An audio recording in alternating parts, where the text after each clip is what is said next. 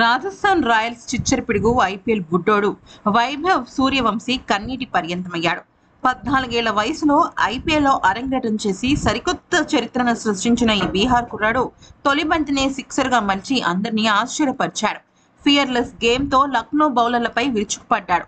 తొలి మ్యాచ్ ఆడుతున్నానన్న భయం బెరుకు రెండూ లేకుండా అటు స్పిన్నర్లను ఇటు పేసర్లను అలవోకగా ఆడేశాడు.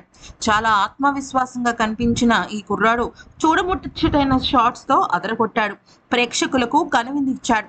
మంచి రిథంతో బ్యాటింగ్ చేసిన సూర్యవంశీ అరంగేట్ర మ్యాచ్ లోని హాఫ్ సెంచరీ చేసి మరో రికార్డు సాధిస్తారని అందరూ అనుకున్నారు. కానీ అతని దురదృష్టం వెంటాడింది.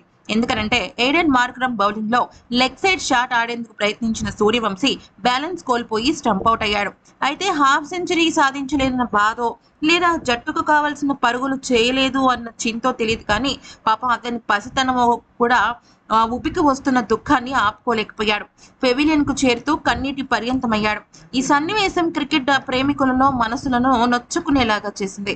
పాపం బుడ్డోడు అవుట్ అవ్వాల్సింది కాదు అంటూ నెటిజన్స్ కామెంట్ చేశారు. అయితే ఇక్కడ పెద్ద విశేషం ఏంటి అంటే లక్నో జట్టు ఫ్రాంచైజీ ఓనర్ సంజీవ్ గోయంకా కూడా ఎప్పుడైతే ఈ అబ్బాయి అంటే ఈ వైభవ్ రఘువంశీ అవుట్ అయ్యాడో అందరూ సెలబ్రేషన్స్ చేసుకుంటుంటే ఆయన ముక్కు మీద నోరు మీద వేలేసి సెలబ్రేషన్స్ చేసుకోవద్దు అని చెప్పాడనమాట. అంతేకాకుండా ఇక వైభవ్ సూర్యవంశీ దగ్గరికి వెళ్ళి చాలాసేపు ముచ్చటించిన సంజీవ్ గోయంకా తనకు ఒక అద్భుతమైన ఆఫర్ ఇవ్వబోతున్నాడు.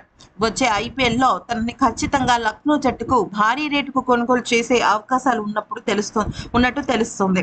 ఈ వీడియో కనుక నచ్చితే లైక్ చేసి సబ్స్క్రైబ్ చేసుకోండి.